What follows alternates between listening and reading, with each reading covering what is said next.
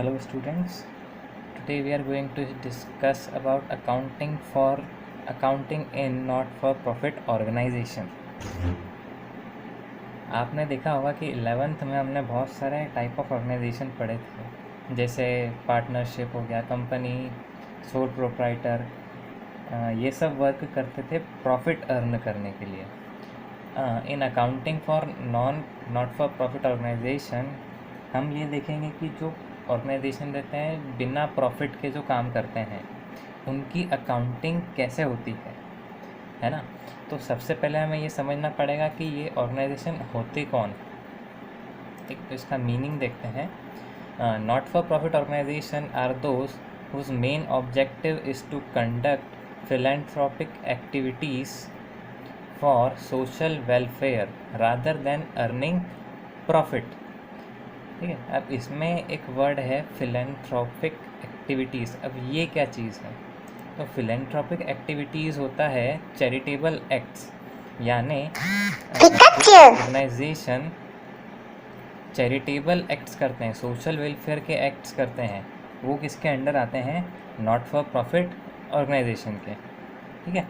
अब इनके कुछ एग्जाम्पल्स देखते हैं. पहला है एजुकेशनल इंस्टीट्यूट.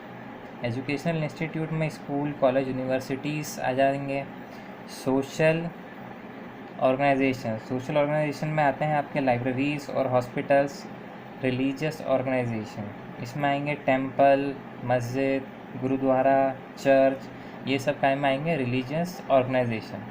उसके अलावा होते हैं स्पोर्ट्स इंस्टीट्यूट, ये भी एनपीओ में ही आते हैं. स्पोर्ट इंस्टीट्यूट में आ जाएंगे आपके क्लब्स हो गए, जिम्स हो गए, ये सब स्पोर्ट इंस्टीट्यूट. उसके बाद है एंटरटेनमेंट ऑर्गेनाइजेशन.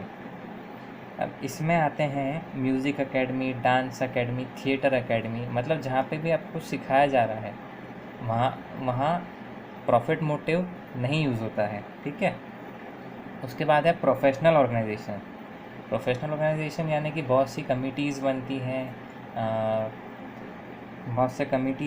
हैं, काउंसिल्स बनती हैं जो कि एक पर्टिकुलर ऑब्जेक्टिव के लिए वर्क करते हैं. उनका काम ये नहीं होता है कि प्रॉफिट अर्न करें. इसमें मेडिकल्स काउंसिल आ जाएंगे, चार्टेड अकाउंटेंट्स के काउंसिल आ जाएंगे, बैंक्स आ जाएंगे. ओके. ठीक है. अब ये तो ठीक है, हमें ये तो समझ में आ गया कि एनपीओ क्या होता है. अब इसकी अकाउंटिंग कैसे करें, हम इसकी बुक कीपिंग क्यों करें? बुक कीपिंग हम मेनली इसलिए करते हैं क्योंकि प्रॉफिट अर्न हो, हमें अपना प्रॉफिट मालूम पड़े.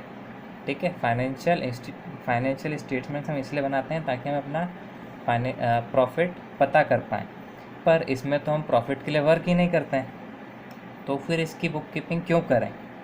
तो उसके लिए देखिए, need of book keeping for NPO. अब यहाँ पे हम क्यों करें बुक कीपिंग, इसका आपको जवाब मिलेगा. फर्स्ट है to calculate net business income. अब आप सोचोगे कि ये एनपीओ है तो यहाँ पे इनकम क्यों कैलकुलेट करें, पर यहाँ पे भी इनकम कैलकुलेशन होगा क्योंकि बहुत से एनपीओ ऐसे हैं जो प्रॉफिट मोटिव पे चलते हैं. जैसे स्कूल्स ही देख लो, स्कूल्स भी प्रॉफिट अर्न करने के लिए रन हो रहे हैं, कॉलेजेस भी हो रहे हैं, कोई भी लॉस में जाना नहीं चाहेगा. सेकंड है फॉर कंट्रोल ऑन एक्सपेंसेस. इससे हमें, अगर अपन बुक कीपिंग करेंगे तो हमें ये पता चलेगा कि हम अपने एक्सपेंसेस कहाँ खर्च हो रहे हैं, हमारे पास जो पैसा आ रहा है वो बच भी रहा है कि नहीं, कितना बच रहा है ना. नेक्स्ट है टू असेस फाइनेंशियल पोजीशन. ठीक है. अब फाइनेंशियल पोजीशन जैसे दूसरे होते थे उसमें हम बनाते थे profit and loss, trading, balance sheet. इससे हमें क्या पता चलती है? Financial position. तो इसकी भी हम फाइनेंशियल पोजीशन जानेंगे क्या है. ठीक. नेक्स्ट है टू पे इनकम टैक्स. अब इनकम टैक्स का क्या है? इनकम टैक्स सभी को देना पड़ता है, चाहे वो प्रॉफिट अर्न करे या नो प्रॉफिट पे चले.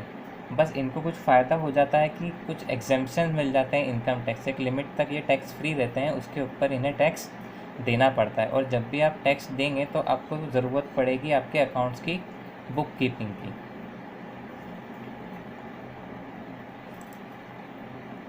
To communicate to their member.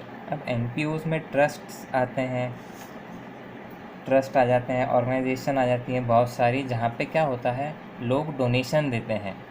तो लोग डोनेशन देते हैं और बहुत सारे मेंबर्स भी होते हैं। तो हर एक मेंबर को ये पता होना चाहिए कि जो पैसा आ रहा है वो कहाँ गया, वो कैसे यूज़ हुआ। तो इसलिए हम यहाँ पे बुक कीपिंग करते हैं। नेक्स्ट है टू कम्युनिकेट देयर डोनर। अब आपने कहीं पे पैसा दिया तो आप ये तो जानना चाहोगे कि मेरा पैसा कहाँ कहाँ पे यूज़ हुआ है। इसीलिए एनपीओ के अंदर हम बुक कीपिंग करते हैं। ओके, ठीक है। अब कुछ स्टेटमेंट होती हैं जो एनपीओ में बनाई जाती है। ये होती है receipt and payment, income expenditure और बैलेंस शीट। इनके बारे में हम नेक्स्ट लेक्चर में पढ़ेंगे।